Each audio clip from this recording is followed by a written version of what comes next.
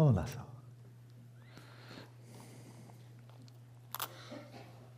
Some of you may recall from the teachings on the four greats that are not taught all that often.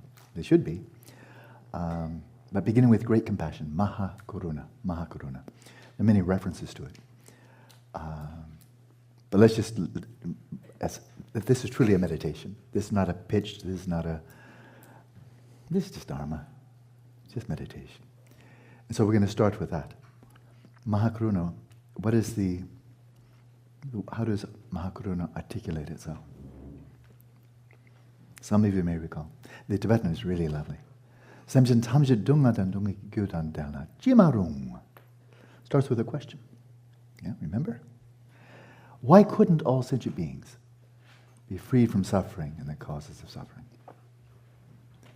When we really see that just manifestly so much of the suffering is unnecessary, and at the deepest level, all of the suffering is unnecessary, but a lot of it is quite obviously unnecessary. A lot can be done. And if one doesn't see the possibility of freedom from suffering, compassion won't arise. Sadness will arise. Depression will arise. Helplessness and hopelessness will arise. But compassion won't. You have to see there's a real possibility of the alleviation of suffering, of freedom, and then compassion, because compassion is an aspiration, right? So why couldn't this? We're so aware these days. We're almost mind-bogglingly aware of the troubles of the world. The internet, television, I don't need to tell you. Never in the history of humanity have we been so aware, just ordinary people, like ourselves, of just what's going on in the world and how many troubles and how many challenges there are. Not just for our species, the whole family. And so why couldn't we all be free of suffering and the causes of suffering? Is it possible? And the answer is, yeah, it actually could be. Not easy, not short, but suffering is not hardwired. It's not intrinsic to our very existence as sentient beings. And therefore, remove the root. Of course, the root is fundamentally delusion, ignorance and delusion. And so with that ray of hope, that vision of the possibility of freedom. Bear in mind that reality, I would say this with a lot of confidence, reality consists of two sides. The realm of actuality, that which is already true, it's there. There's a laptop on my lap, that's not a possibility, that is right there. And there are many things that are actual, they're there. But possibilities, I think is enormously important actually, very simple, but possibilities are real. Possibilities exist. They're not actualities, they're possibilities, but possibilities exist as much as actualities. Not as actualities, but as possibilities. And there's a possibility of freedom, and that's real. And so then the blossom of this great compassion starts to really open up. It's very simple.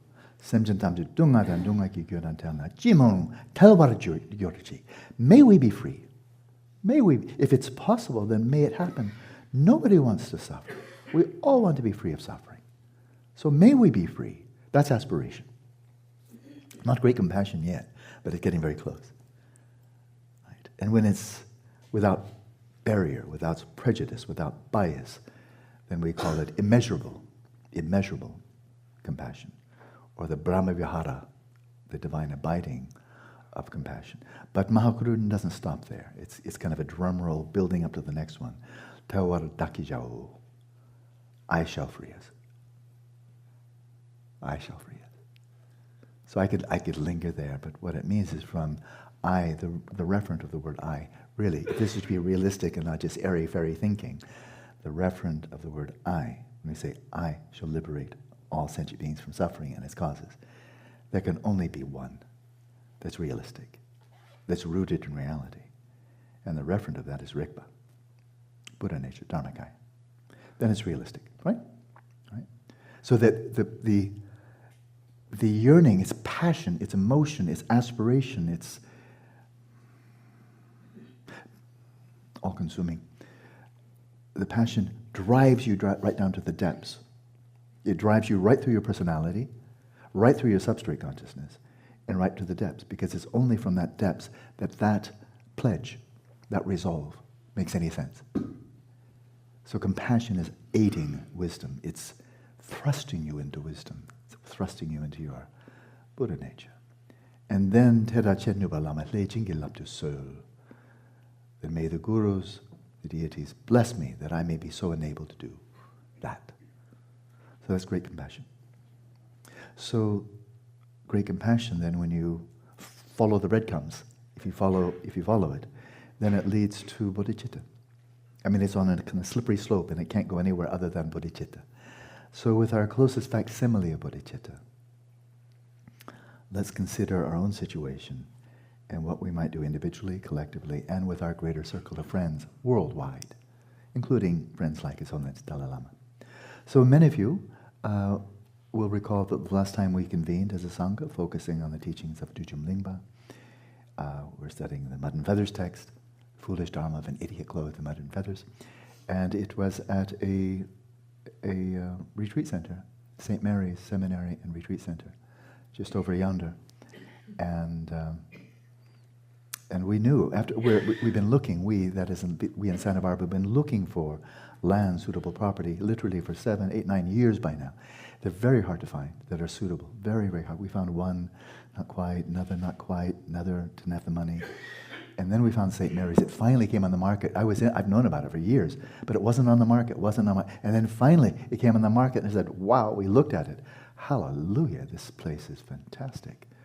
And so that's where we held the last retreat. And there was a lot of enthusiasm. Boy, if we could acquire this, we'd have a home for everything we want to do. Everything, you know. And so there was one glitch. We didn't have the money, you know. So it came on the market, and we had great aspirations, great connections, a lot of goodness. But what we didn't have was cash on the barrel. And we thought perhaps the owners, the Vincentian order of the Roman Catholic Church, we thought perhaps they'd be willing to negotiate with us, work with us, that we can do lend-lease, we can work with you and gradually use the facility, because it was being drastically underused, generate funds, and then pay you off slowly. But it's their property, and they just didn't want to do that. Fair enough. They wanted passion in the barrel, they wanted out.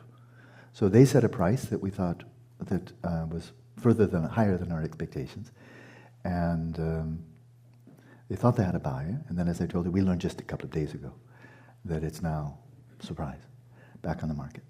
So what I'd like to share with you today, this evening, would be just what we've been doing for the last year. What happened in 2015 when there were 3 retreat centers in Santa Barbara. There was the mission had just closed, and we'd held many retreats there over the years. That closed, and it was very nice, but never an option to buy, of course. And then there was St. Mary's, where I've led a number of retreats, not many, but a number over the years.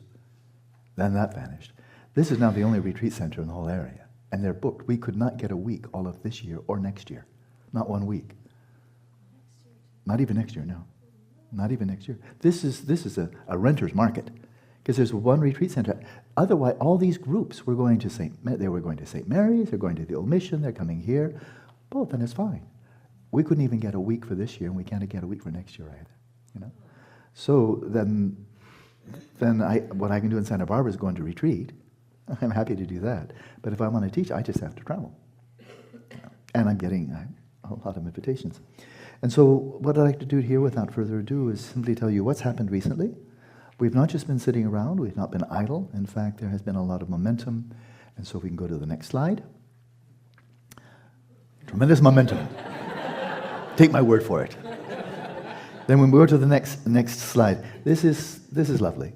I'm not going to read all the slides. When I prepare them, and it's simply a Dharma talk, I read the slides. You know how I operate. So some of them I'll read. This is so juicy. Margaret Mead, very eminent scientist. Never doubt that a small group of thoughtful, committed citizens can change the world. Indeed, it's the only thing that ever has. So we have something like 85 people here, and still some vicariously by Skype. Is that correct? Is that correct, or is everybody here? Oh, lovely. I'm so happy. Very, very glad. Because it seemed like a rather full room. So 85 people, that's not a small group. That's a medium-sized group. Okay? But it's very true. If you've studied history, so this actually is true. I'm not going to read all of this, but what have we been doing? Because I've had this not a vision, but a vision, an idea, a range of ideas of ways that we could really bring this all together, that when I consider what's the greatest possible benefit I could possibly catalyze, facilitate, work with other people to bring about, well, that's all very good, but I have to work with other people. Well, this last year has been a bonanza, really a bonanza, terrific. That I've never been working alone, but I've never in my life had the privilege of working with such capable, intelligent, professional, wonderfully motivated, selfless people. Because nobody's getting paid, We're all doing this just because we love to do it and try to be a benefit. So one of the things I really suck at many things, we could spend the whole evening, but one of those is marketing and branding. Geshe Rabten, Gatra Rinpoche's Holy, it's taught me many things.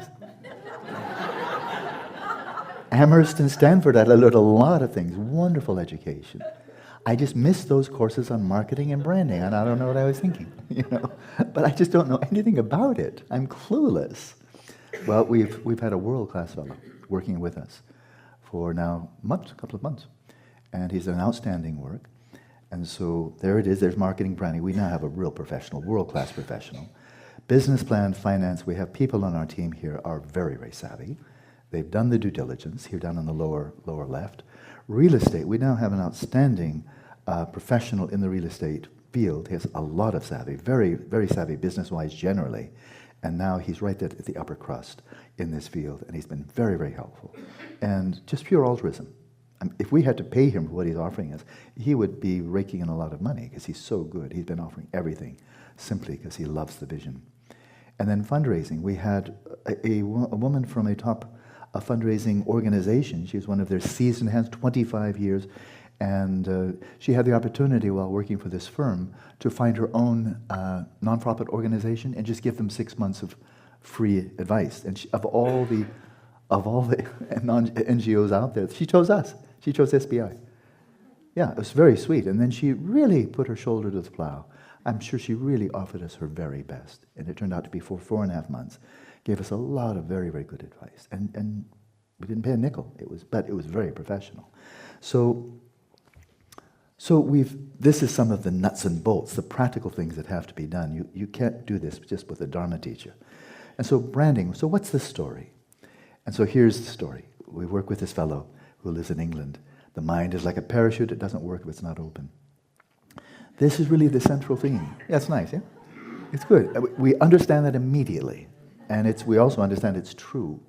So we're going to see this theme of open mind that turns out to be then very central to really everything we like to do. And there's no bad guys here, like scientist or materialist or religious fundamentalist. Just what we are promoting is open-mindedness. So who exactly is against us? If you are, that's fine. But we recognize there is such a thing as closed-mindedness, and it does not serve us well. And so this is all about open-mindedness. That's the central theme of everything we want to do, locally and globally. So, single biggest problem our civilization faces, closed minds. I think that's actually probably true. Ignorance, but then not only being ignorant, thinking you know what you don't know, and then being closed to everything outside of that. True for all of us, right? Not just one group, that group, the bad guys and so forth. We're all prone to this. Me too, of course, But this is the problem, closed mind. When we're living in in a civilization with unprecedented access to the expertise, the insights, the wisdom, the skills of others across religious traditions, philosophical, social, educational, business, science, it's not a time for closed mind. Now, more so than ever in history, now is the time we have to be open. Because the problems we human beings have created for this planet are global, they're international, they're probably webbed, interconnected with each other. The healing process, the response, the medicine has to be similar. It has to be open, it has to be international, interdisciplinary, and so forth. Here's a big issue. Oh, I'm zipping right ahead. So I went to closed minds, if we can go ahead, and now that's exactly the one I wanted. An epidemic of unhealthy minds. We see depression is the #1 cause of disability worldwide, and it's growing. It's growing, it's massive. And we see also, very significantly, the risk is 32% higher in wealthy countries.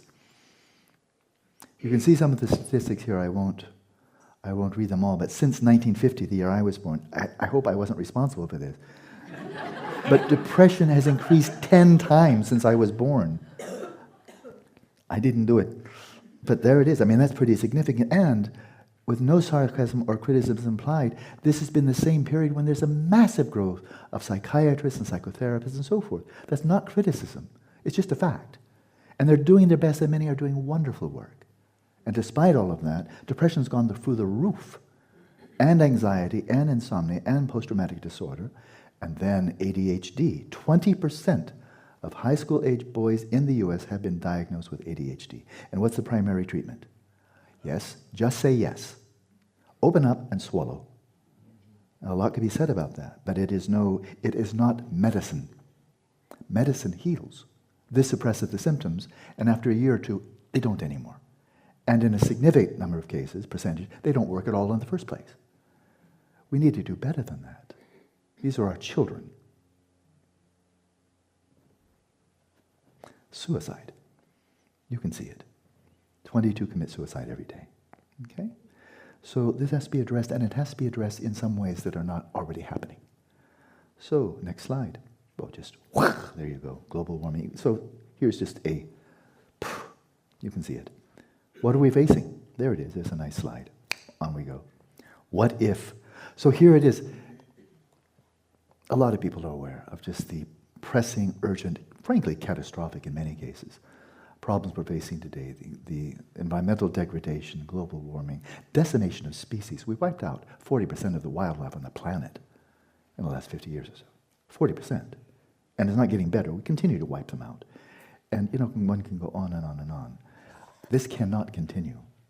It just can't. And so then we need to be not depressed, not hopeless, not, curl up and go into a Saubag role. We need to be then visionaries. Why couldn't all sentient beings be free of suffering and the cause of suffering? What if? What are the possibilities? Because the possibilities are as real as actualities. The actuality is there are many good things in modernity and many things that are really catastrophically problematic that could actually lead to the demise of civilization. What if healthy, open minds were as common as mobile phones?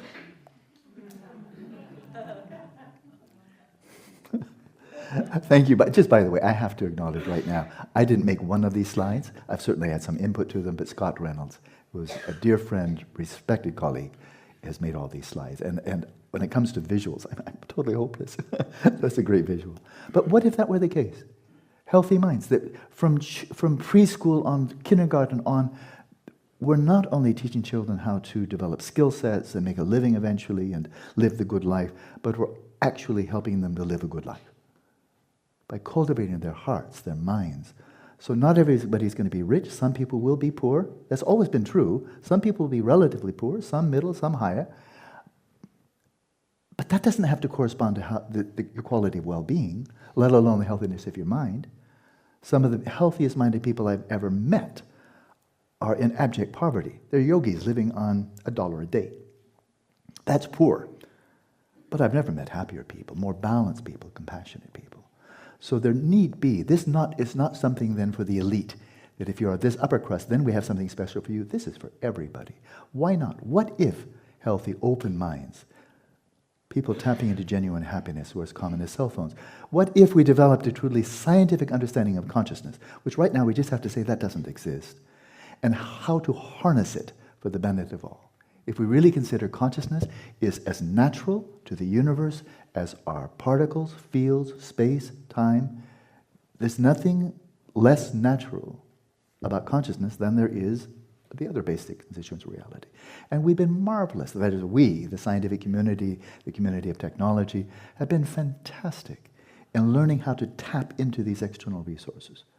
And some, like Scott's own company, Bloom, really noble aspirations of alternative forms of energy that are not polluting, that are not depleting, that are, that are sustainable. Enormously important. And the ingenuity, the creativity, the brilliance that's gone into tapping the external resources. So we can have lights at night. We can be warm in the cold evening. Fantastic. It's good. Nothing, that's it. It's good. What about the inner resources of the mind? Almost untapped. Right? Almost untapped. The inner resources that we've been hearing about here. Almost untapped. So how could we tap into those benefits, for the benefit of all? And I mean everyone, not just human beings. So We all had access to spaces. What if we all had access to spaces designed for contemplative training and study? You're looking out here right in front of St. Mary's, looking out over Santa Barbara, the Pacific, the Channel Islands. There it is, that's the view. I could live with that. Because, contemplatives worldwide, Christian, Taoist, look where, if you find a place that's 500 years old, look where they settled. It was not some little dingy, dumpy place. They're all simple, none of them are elegant, but they're places with spaciousness, with natural beauty. And they get the good places. That are here in Santa Barbara, who owns the choicest property in town? Roman Catholic Church. That's good. That's good. They did it for retreat centers, they did it for monasteries, they did it for, for spiritual purposes. It's good. But they chose well. And you look in Spain, look in Italy, look, where have these yogis settled? They had good taste, but they know it's not just being hoity-toity. It's that it enriches the soul to be in a place of natural beauty. Your own lodging may be utterly simple, austere, stark. You'll find all the riches within when you're in meditation out. But when you come out, go to Tibet, go to Bhutan, go to Nepal, and find where are the hermitages. Oh, blows your mind, So that's what we should have, Natural beauty. Natural beauty. So what if? Well, introducing. So here Brander, our marketer, said, as he listened very closely to us, really my hat is off to him. He really listened closely and long when he heard, what's the vision, what's the aspiration, what are we doing globally? He listened, and then he applied his expertise that no one else on our team has. And he said, I think what you people are really trying to do is create an open-minded study as a network, a collaboration that cuts across all the fields, includes all the great contemplative traditions, includes philosophers, scientists, neuroscientists, physicists, psychologists, but then also the outreach, open mind. How can we readdress the issue of education? How can we raise this, elevate this? How can we bring this into business world, into healthcare, and into athletics as well? Athletics is enormously influential in our world. So he said, I think what you're trying to do here is I would call open mind study, and I love his, what they call it, the motto, the brand, whatever. Open minds, new possibilities. You getting jazzed? Yeah. Okay, I was hoping so. Okay, but now here it is. Here's the gist. I'm going to read this because there's a lot of listening and a lot of reflection that's gone into this. Okay, we are now seeking to develop an international open mind study. And what is it about? I'm going to read it. It's a global empirical study of the origin, nature, and potentials of consciousness. It is unique collaboration between world-class scientists and highly trained contemplatives. It's crowdsourced research from international institutions in the mind sciences, special accessible spaces for short and long-term retreats, and professional mind training for people of all backgrounds. This is utterly non-exclusive. No one's left out. Whatever your belief system is, if you believe that an open mind is a good thing, welcome. That's all we ask. If you'll do your best to embody an open mind, welcome. We'll ask about your belief system if we ever get around to it later. The thing is, are you coming here with an open mind, right? In other words, the collaboration is like just arms outstretched in all directions. So that's the gist of what we have in mind here. Now, I've been wandering around the world for some time now, and there's a marvelous group of people in Mexico. Some of my dearest friends. I've been going there twice a year for 15 years now. And they already have a center. They already have property, beautiful property. They already have an open mind retreat center or observatory already up there, already people meditating there. And they have a very solid, marvelous kind of mind center or Tibetan Buddhist center, the Casa Tibet Mexico, in Mexico City. And they have branches all over the country and also in Guatemala. So they're really my dharmas and brothers and sisters. They utterly share this vision. Marvelous teacher down in Brazil, Lama Pema Sanden, former physicist, university physicist, shares this vision. His own center, of course, and he has his own whole network. 30 centers, something like that, all over Brazil. The mind's a dynamo. Wonderful motivation, very pure ethics. Dharma brother. And then there's more. So I'll talk about more. But so the Garden of Samadhi Center, you'll see there pointing to India. This was inaugurated by His Holiness Dalai Lama about a month ago, December 7th. He came, personally inaugurated, had a big meeting there. They had scientists from world-class institutes. And so this is our first partner. The template for the vision of these open mind centers, open mind contemplative observatories, all came out of my conversations with His Holiness, starting about 2.5 years ago. Rooted, he has his own vast expanse. I've been doing this for 45 years. We brought our thoughts together, formulated this proposal, and His Holiness chose Bangalore.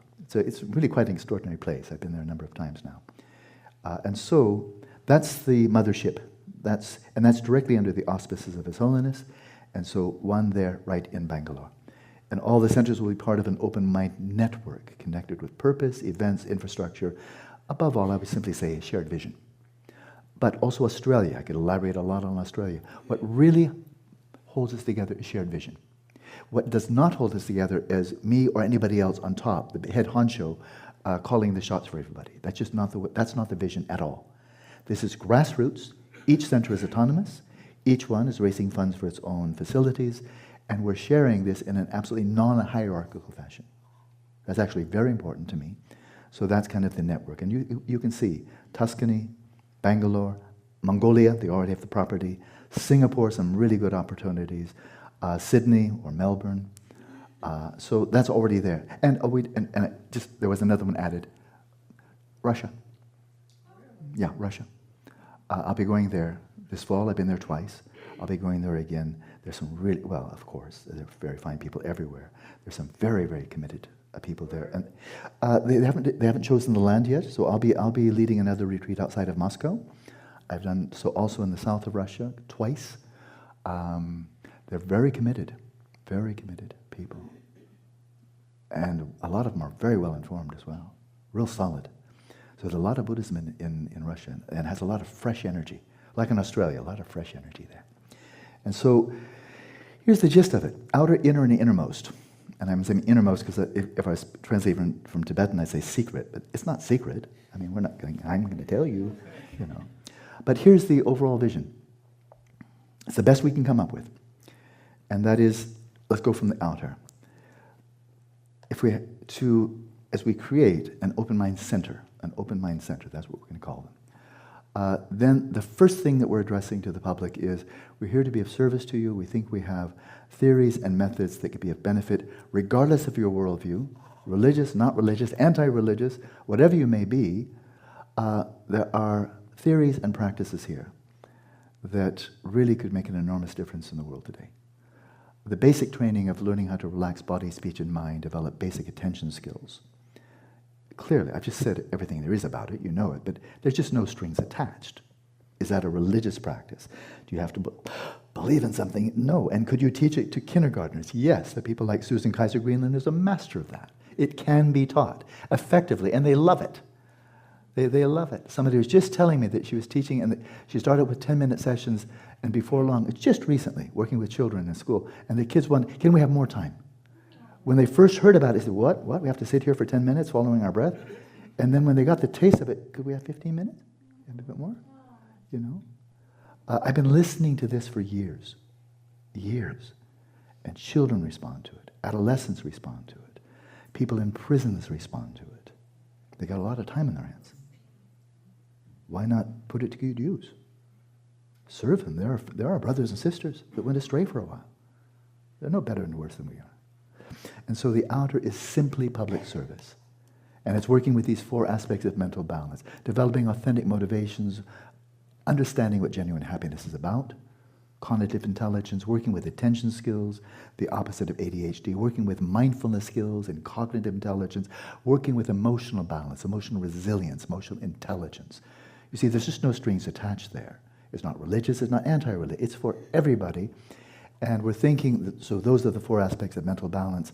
And right off, for starters, we're thinking education, education, education. We have created, my generation, the younger generation, my parents' generation, we've created a very tough world to grow up in. You know, so we don't have to beat ourselves up, but we do have to take responsibility, which means I think we have an equal responsibility to offer our absolute best to our children, our grandchildren, children in school. And it's not enough just to give them skills, because they can still be depressed as hell by the time they're teenagers and commit suicide, getting very good grades. And it happens a lot.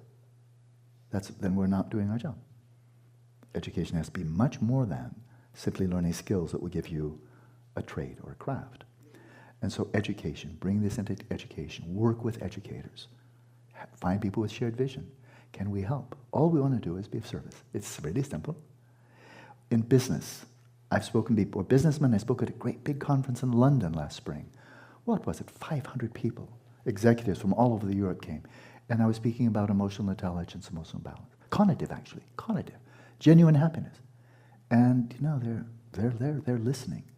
Speak about secular ethics. There are a lot of people in the business world, they want to be ethics. They not necessarily religious, but they want to bring ethics into their business. There's a lot of them. Into the business world, healthcare. Anybody in healthcare knows it's in deep trouble, right? In deep trouble. And within that is mental health care. In other words, could we help? Could we help staff, nurses, doctors? Could we help patients? There's a lot here. There are riches here. We're just having a hard time getting it out, distributing. And then something that I don't have a passion for, but in principle I do, and that's athletics. I don't watch sports and so forth, but it's the closest thing to religion for billions of people on the planet. European football, and American football, and so forth and so on. People care passionately about it. Many billions of people. And so could we help athletes develop their attention skills? Help them in what they want to do is win matches and so forth. That's not a great passion of mine, but could we help them develop greater emotional balance? Could we help them with secular ethics, which is called sportsmanship? Could we help them there? Because fans always like to see good sportsmanship, and what fan really likes to see members of their own team do something really nasty? It happens, of course. Who rejoices in that? Oh, we just crippled an opponent. Yay! Nobody thinks that. Sportsmanship, that's part of the sport. Could we help? Could we help? So those 4 areas, that's the outer. And that is networking with universities, hospitals, businesses, athletic teams and so forth, all the way up to the Olympic teams, professional teams and so forth. And many of them are right. They've heard about mindfulness at least. They've read Phil Jackson's book. You know, they've read that. And these teams are winning. Everybody wants to win. Can we give you an edge? But then we go deeper, beyond the scores on the scoreboard. Can we help you be better athletes, better people? And by the way, when you retire at the age of 35, can we help you then? I spoke when I was in Mexico, was that about a year ago? To a bunch of young athletes who were the junior team for a professional football team in Mexico. And I was asked to say something meaningful to them. So I invited them to consider what really is excellence. And we just dwelt with that. They're very happy, I guess. You know, I never preached to them, never mentioned a word about Buddhism, but what is real excellence? You know, so that's the outer.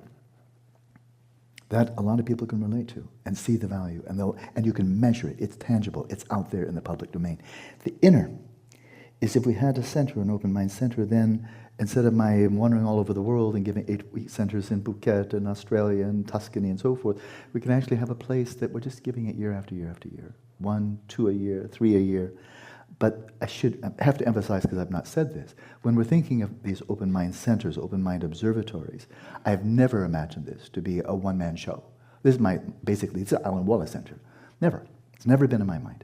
I know a lot of marvelous teachers. There are a number of outstanding Western teachers by now. I don't need to give names, there's quite a number of them. They're really good by any standard. And then, of course, Tibetan teachers and Indian teachers. But His Holiness has been very insistent, and I'm delighted.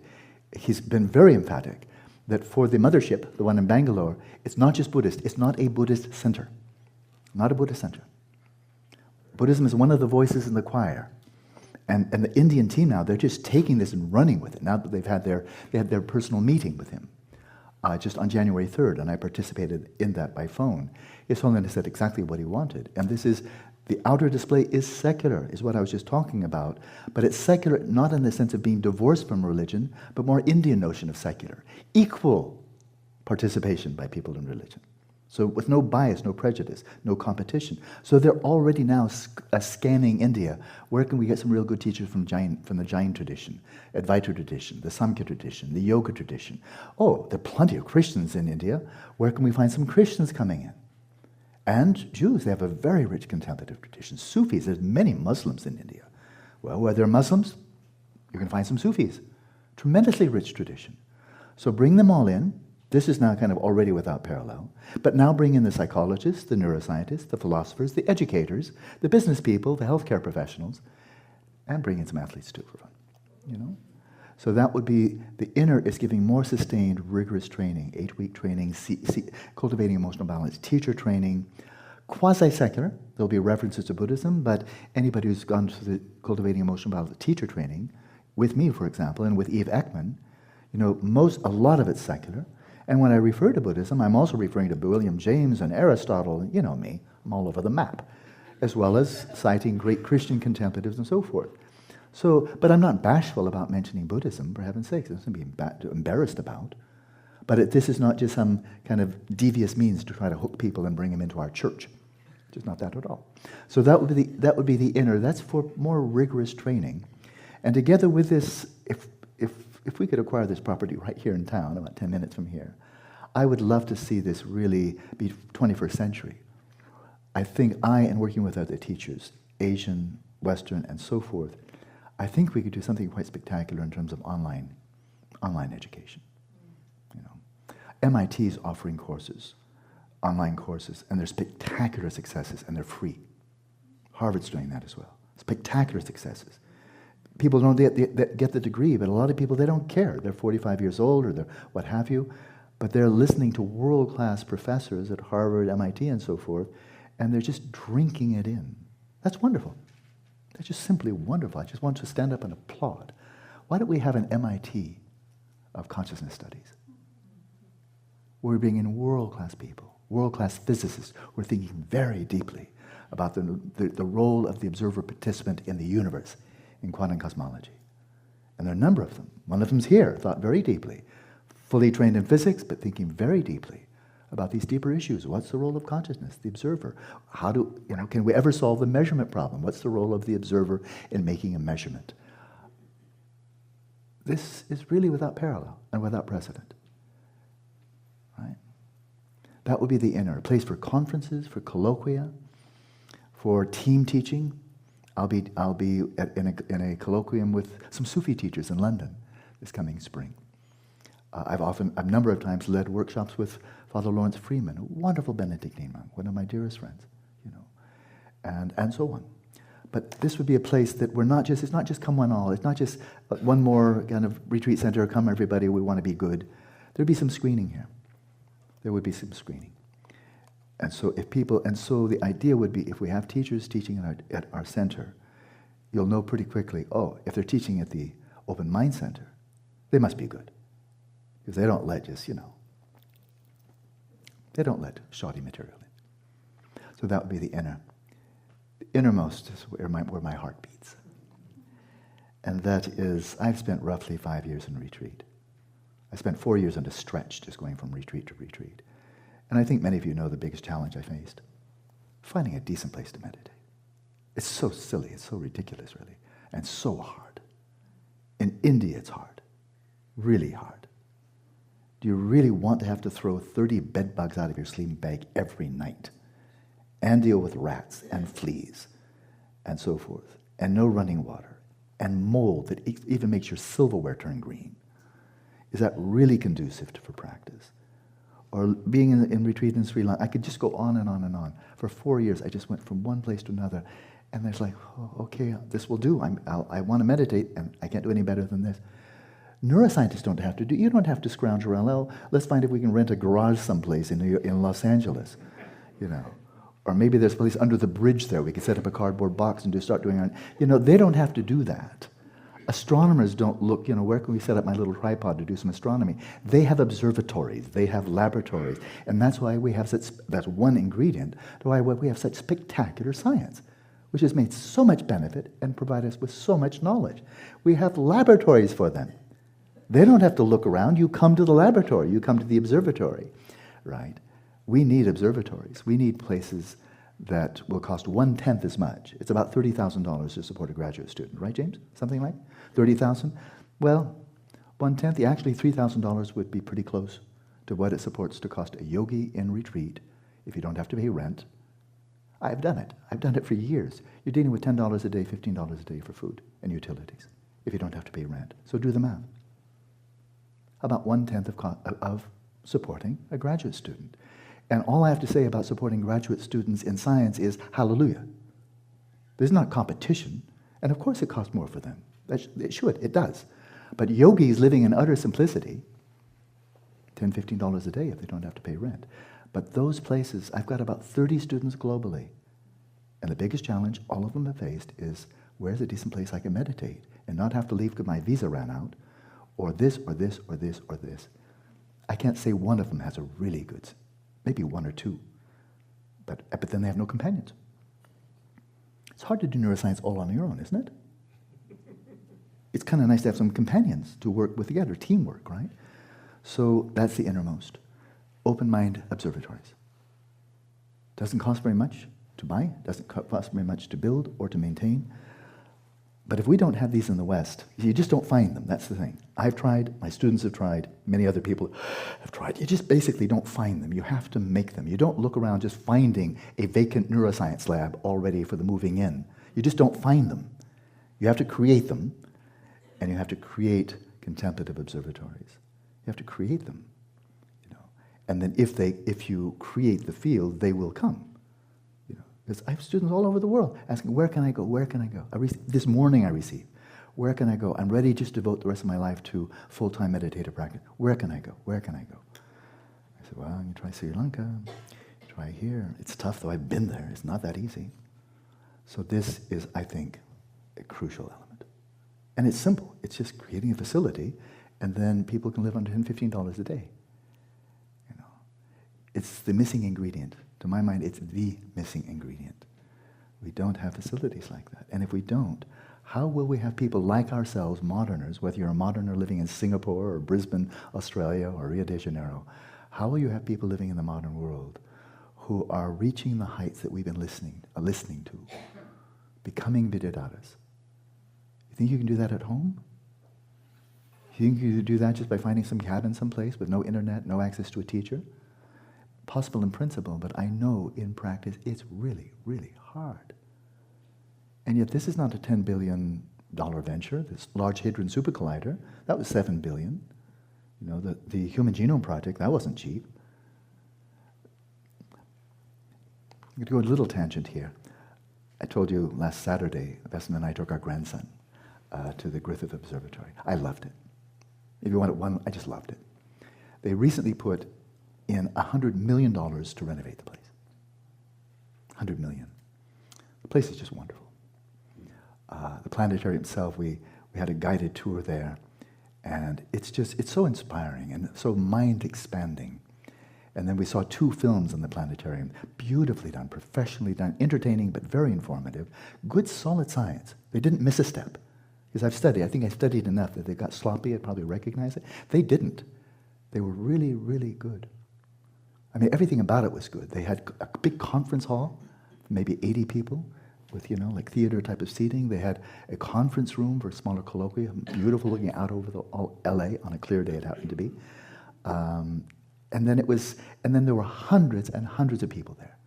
Children, people from all over the world. It was United Nations. Ethnic groups, language, and so forth. They're thronging from all over the world there to learn about the universe.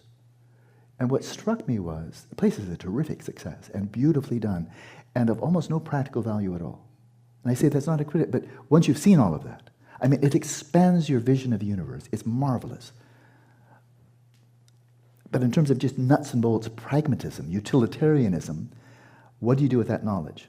Not a whole lot. But I'm delighted they're doing it, with no reservations. But then, I looked at that and I said, wow, they put $100 million to make it nicer. It's been up there for something like 80 years or so, up in the hills above LA. And I thought, imagine if we had a mind center like this. That would be so informative and inspiring, and even certain elements entertaining. We could have films, you know. We could have visiting teachers. We could have workshops for children. We could be connecting with education institutes and scientific institutes. The Griffith Observatory connected with Princeton, with Caltech, with UCLA. They're connected with other planetariums worldwide. They have a network there, you know? And so I thought, wow, this is so good what they've done. And imagine something like this that's all about the nature of the mind, the potentials of the mind, exploring the mind, where you come away and actually you have some tools to enrich your life, to help your children, to help your business, your school, and so forth and so on. All the good they have there with the expanding our vision of what is the mind. Let's stop being flatlanders when it comes to the mind. And envision, the mind is as vast as space. And let's explore it. I was so inspired. I really have only good things to say about it. It was really a marvelous experience. I enjoyed every minute of it. And Troy, my little grandson, just, grinning ear to ear.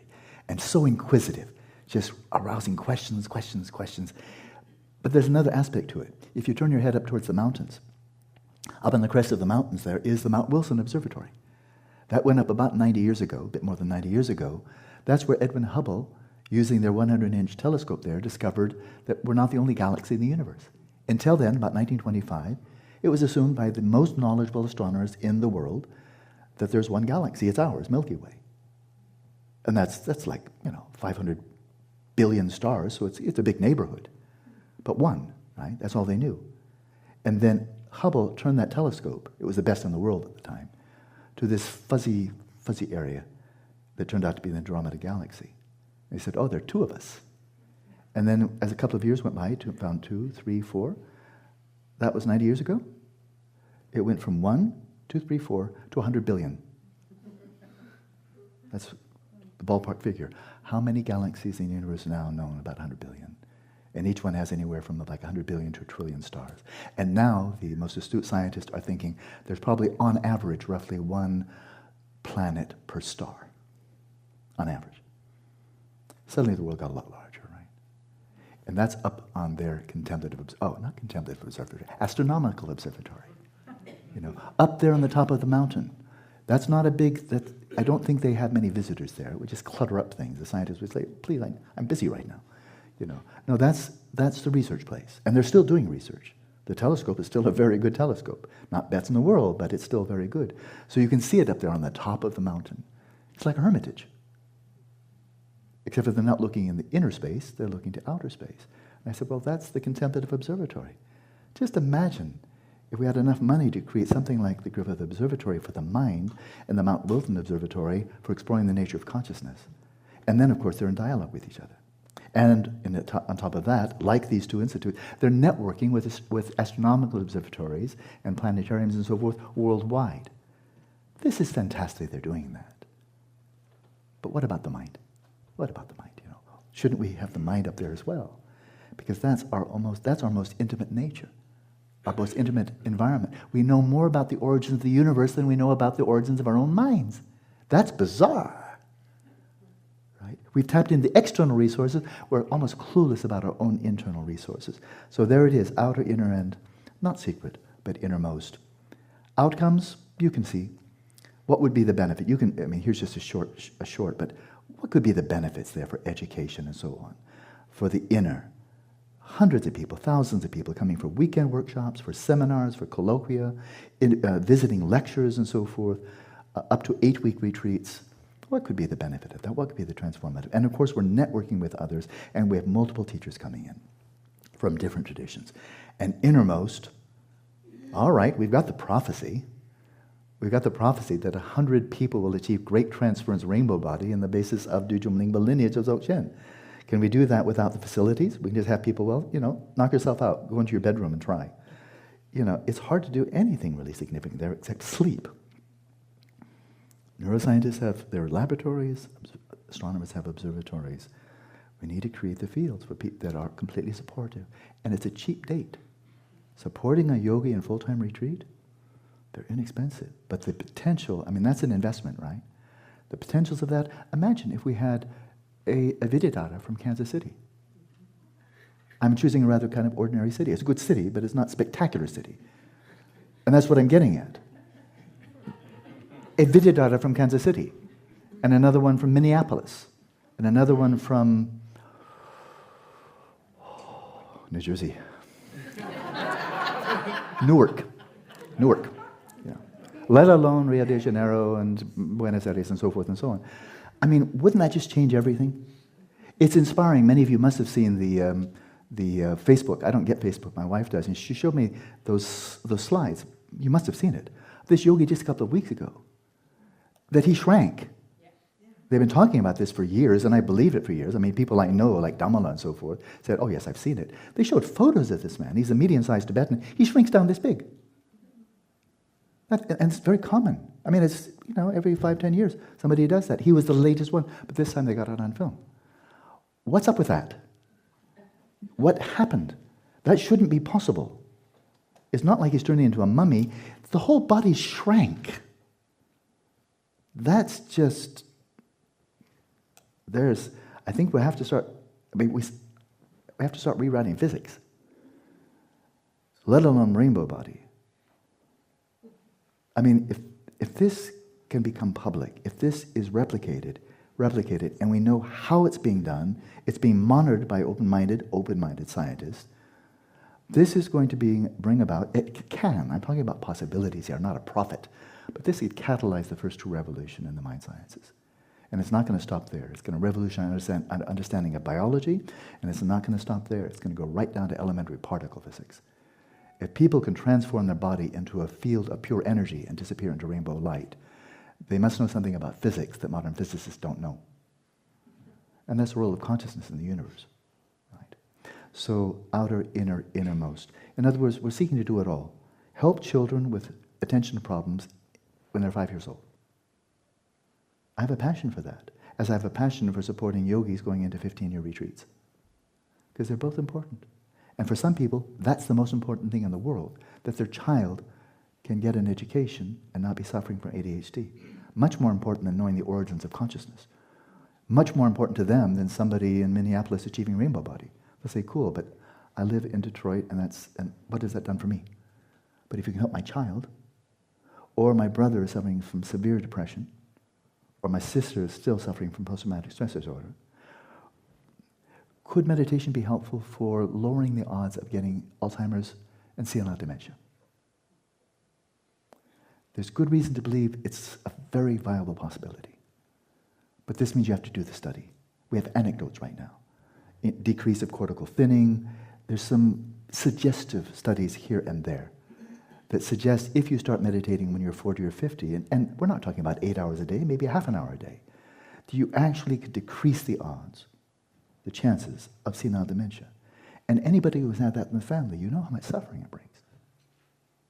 I mean, it's really intense. If we could ward that off, I know someone, I'll keep him anonymous, his mother has Alzheimer's, and he has a special gene, very rare.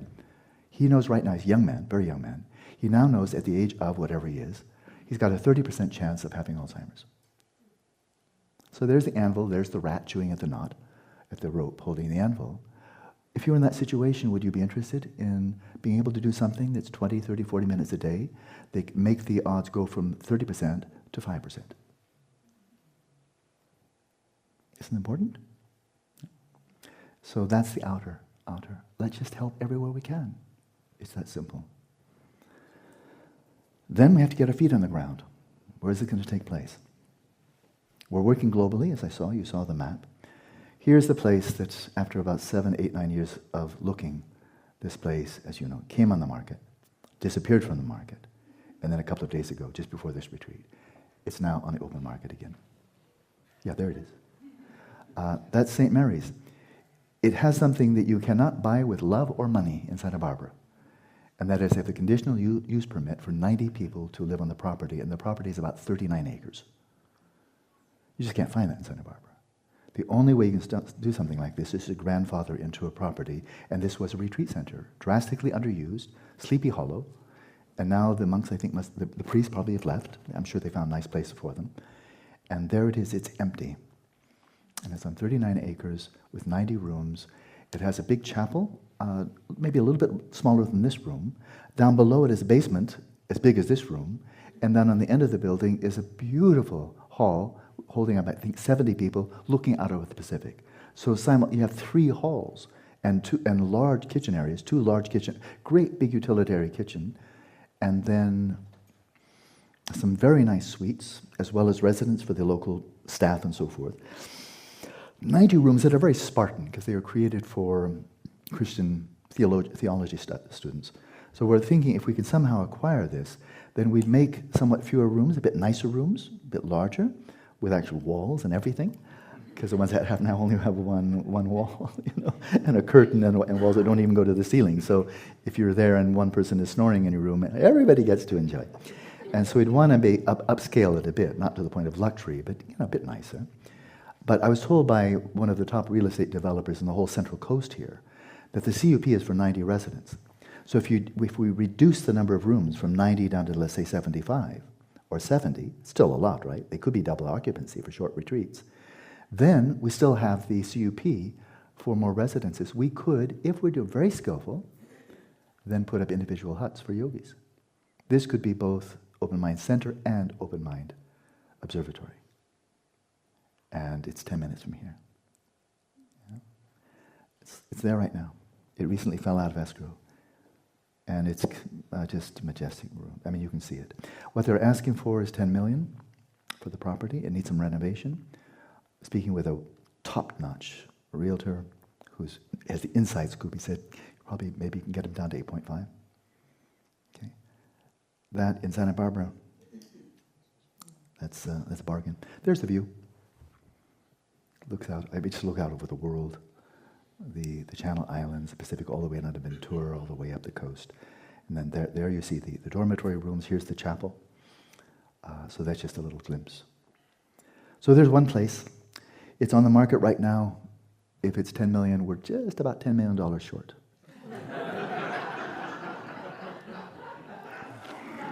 But just frankly, with a complete open mind, a complete objectivity, I just don't know who could put that property to better use than we could. I'm being objective. Yeah. But I actually feel, I just don't know who could be using it for a better person. If it can be used for a better purpose, go for it. I want somebody else to get it. Really, I'm serious. If somebody can bring greater benefit with that property than we can, I want them to have it. But I think we could bring about a lot of benefit. This could be the Griffith Observatory of the Mind in Santa Barbara. 90 minutes, 2 hours from LA, 1 hour flight from San Francisco, easy in, easy out airport. And I think you've got a kind of sense, this is kind of a nice environment, So I don't know of a better place for this, in many reasons. We have a world-class university here. It's really outstanding. Their religious studies department is the best one in the country. That's not exaggeration, they really are. It's just outstanding. Physics, Kavli Institute of Theoretical Physics, world-class. They've had Stephen Hawking here and a number of other, physics celebrities. The whole university outstanding, a whole bunch of Nobel laureates as well. Santa Barbara City College is a really sweet college, really high quality. So there's one place. Well, I've been working now for a year. When I learned about this property in Tuscany, about an hour outside of Pisa, about an hour and 20 minutes away from Florence, 13 acres, overlooking the Pacific, the Mediterranean, overlooking this. And this extraordinary woman, who's one of my lamas, Kandula, she was brought to that property, and she spontaneously broke into singing and dancing and said, this is a place people could achieve shamatha and higher realization. I listened to her, and I listened very closely. It's right near one of the major Buddhist Dharma centers in all of Europe, the Tsongkhapa Institute, founded by Lama Yeshe, Lama Zopa. We have just a peaches and cream relationship now. I've gotten to know the director, the principal interpreter. They love what we're doing, and His Holiness has asked them 4 times now, make of their center a mind center. As we've described, it's His Holiness' vision. He said, would you please do this? Make it a secular center. Do your Buddhist thing, of course, but you can do more and do this. And so the mind center is right there. They just need to do it, and I want to help. But I'm thinking of the 13 acres as just kind of like the best place in all of Europe that I know of for an observatory. 13 acres and spectacular land. And it's 150,000 euros. I mean, it's peanuts. But right now, we've been working for a full year to get the building permit, because it's zoned, why it's so cheap is it's zoned for agriculture. They're open to it. Things are slow. This is Italy, and they're enjoying life. La dolce vita. What's the hurry? The land's not going anywhere, nor are we. Be patient.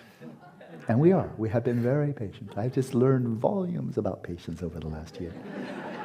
They like our idea. I've met with the mayor. I've met with other members of the municipal council. They have gone off to the Tuscany Regional Council, and they like the idea. The last thing they wanted to do was fly a drone over the property so they could photograph the topographical layout of the land and see. Because they're very green, they're very environmentally conscious, which I love. They'd like to see us really be off the grid. Solar, own water, everything. I love it. We want to have organic gardens there, organic fruit trees. We want to create basically a little Pure Land is what we want to do. Like a little Sukhavati in Tuscany. And because of our wonderful connection with Tsongkhapa Institute, they've been running 8-year programs there for years and years now. And they have worked, I don't know how they did it, but they did it. They've had students come from all over the world, and they get visas for them. That's a big deal. But you can go for 8 years there in Tuscany, and you get visas year after year after year. And they're not accredited. It's just a Buddha Dhamma center. If they can do it, this is a big deal for yogis. If you go to someplace to meditate, and you'd like to say, okay, I'm sitting down here and I'm going to meditate until I achieve shamatha, and then I'm just going right into Vipassana, and then I'm going beyond, you don't want your visa to run out and have to hop on an airplane and fly someplace else until you allow, you just want to sit and meditate. I think we can do it there. Better than Santa Barbara for a long-term retreat, because it's tough here with all the, after 9/11. Hard for foreigners to get long-term visas. But Tuscany, I think we can pull it off. So at least a mind center here. I think it's a spectacular place for it. Maybe something of a contemplative observatory for North Americans. But Tuscany could be totally international. So there it is, and you're seeing 2.5 million to develop the property. There's some of the views. That's the Mediterranean in the upper right. I mean, it's just breathtaking. It's so spacious. It's about 10 minutes walk out of the nearest village with 800 people in it. You ready? Castellina Marittima. Little castle by the sea. Incredibly, I don't know if there are any little villages in Italy that are not charming. If there are, it's not one of them. It's just charming. It's delightful. And if you like Florence, it's 80 minutes away. Pisa, home of Galileo. So where the scientific revolution began, maybe that, who knows, could be where the first revolution in the mind sciences began. And I would hope to invite Kandrila, Lama Zopa Rinpoche, when I first expressed an interest, I said, Rinpoche, if you have any wish to do anything with this property at all, I'm just simply going to rejoice, and that's the end of the conversation. But if you don't have any plans or any desire to develop the property yourself, or Tsongkhapa Institute, would you like me to? Here's my vision.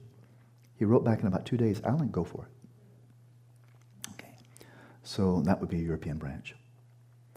And then here's the mother. The Garden of Samadhi Mind Center, the title was Maya's Holiness, in Bangalore, India, about 5 hours drive away from thousands upon thousands of monks. Sera, Gandhin, Depung, Namdurling with something like, 3,000 to 5,000 monks, major Nyingma monastery in all of India. And they're Gagyut Sakya monasteries. But Bangalore is the Silicon Valley of India. Apple is there, a lot of high-tech industry there. It's very cosmopolitan. It's actually a nice city. The roads, they have paved roads and everything. It's really quite nice.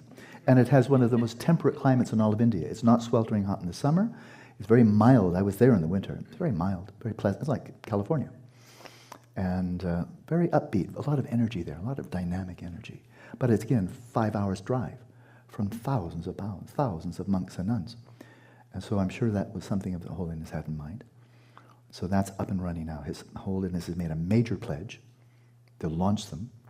We have an outstanding group of Indians now that are really taking the bit in their teeth and they're running with it. A number of Tibetans there, very well-placed Tibetans, think it's a great idea. It's going to happen.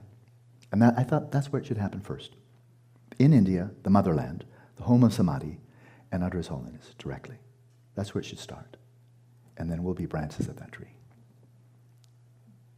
Okay, now I'm going to go really quickly through an area that I know very little about, but I'm happy to say I'm working with people who know a lot about this.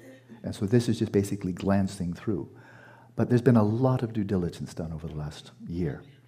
So I'm not going to read all of this. I probably would have a hard time doing so anyway. But financial modeling, we've had people who are very, very savvy. Scott, his wonderful wife Ritzi, Barry Tower here, right here in Santa Barbara, Kim Ferrari off on the East Coast. She's so dedicated to this, lives 3,000 miles away, but just giving her heart and soul to this. And there are other people as well. They really have the skills that I don't have, and so this has to be collaborative. Okay? And it is. Here it is. They've given a lot of thought to this. And then market research.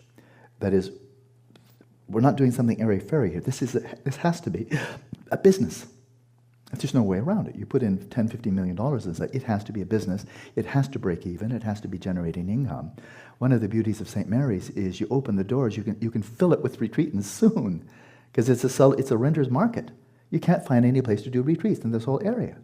So if you suddenly have a place, and just fix the room somewhat, just to get the business in generating income, and then you can renovate piece by piece, but this place will generate income immediately. And the staff is there. The people, they have cooks, they have groundskeepers who lost their job, of course. Invite them back. And then bring in our own people, executive director. This is really professional. That's all I know. Is I've spoken with the people who've come up, crunched all these numbers. They really have done due diligence on this. It was execution and program management. I'm not going to take you through this. I probably would have a hard time doing so. But a lot of thought has gone into this. With this professional fundraiser, with people who are very business savvy, with marketing savvy, and so forth. Due diligence. So fundraising targets. So why am I talking about this here now? If we don't have money, then none of this happens. It's just that simple. And right now, the property's there. We can't just expect it to linger and linger and linger for us. They just want to sell and be done with it. So obviously, that's a lot of money in a short time. But seed money needs to be raised kind of immediately. Otherwise, it's just not happening. And for North America, we're not putting all of our eggs in one basket. Like if somehow, and it's very possible, of course, St. Mary's just slips through our fingers. We just can't raise enough money in time. That's not the end of the world. This real estate fellow that I'm working with is extremely professional. He's already looking for other places in California. He showed me one today, something like 100 acres, 1/2 hour away from Yosemite, buildings all up, selling for $5 million. Okay? Not the most convenient place to get to, but it's gorgeous. Up in the Sierra Nevadas, 5,000 feet, nothing to snip at. If we can be in Santa Barbara, we'd love it. But if it's, we're not going to just give up. If it can't be Santa Barbara, not Santa Barbara, then nowhere. This is a big state, a lot of beauty in this state. And so, fundraising. Outer, $500 to $5,000 donations would be helpful. Inner, upping the ante, the innermost, where we can actually purchase something. So again, Scott would be in a much better position to unpack this than I. Historical potential.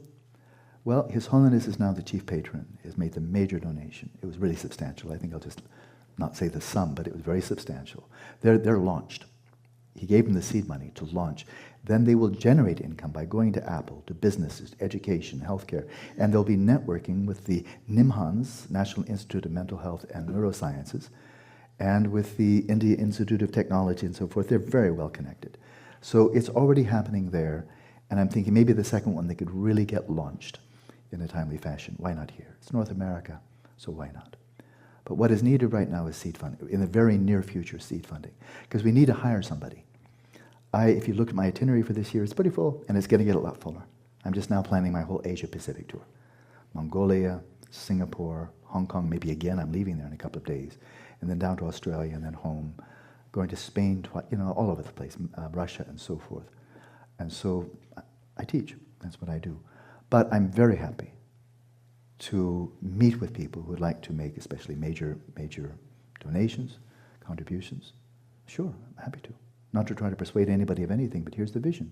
If this is your shared vision, would you like to make it possible? But we also need an executive director that will just do the professional business, skills that I don't have, and also going to help out with professional fundraising and arrange meetings for me to meet with people. So we're very close to that. I mean, the people are there. That's what comes next. So if this is something, again, I hope you understand. I think you do. I'm not here to persuade anybody of anything. I'm sharing a vision. It's the best one I can come up with, that I have come up with, in collaboration with His Holiness. And if it's a vision you share. It's just that simple. If it's a vision you share. And if you can help in some way, that's how this will happen. So how?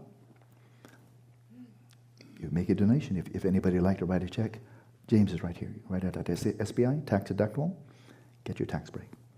But some people may not have great resources themselves, but they may know, well, I know this person, I know this corporation. I know some people that might be interested. And they can see the self-interest. We can come to them, come to corporations, to businesses, and help them with emotional balance, emotional intelligence, mindfulness, attention skills, secular ethics, and so forth. Would anybody like to volunteer to help fundraise? What other skills do you have, or might you have, that could be relevant to this? And so I'm sure all of you are interested in this. What's not to be interested in? It's a lovely vision. I think it's quite clear. But there may be some among you that feel, well, this is not abstract for you. You'd really like to learn more. You'd like to see how could you contribute. And not just with money. Money, of course, is very important. It won't happen without it. And if St. Mary's is going to be viable, that's happened pretty quickly. But I think it's a magnificent investment.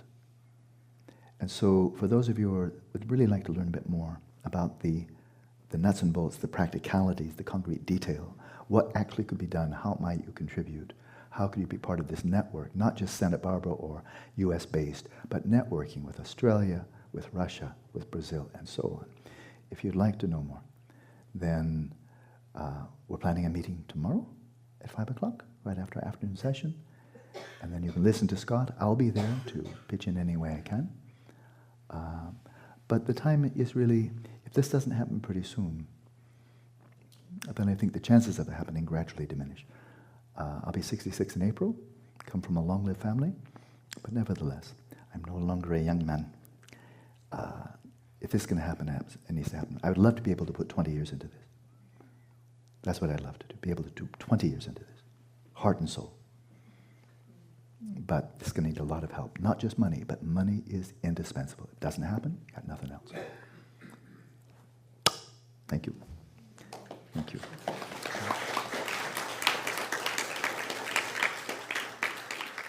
Oh, that's all.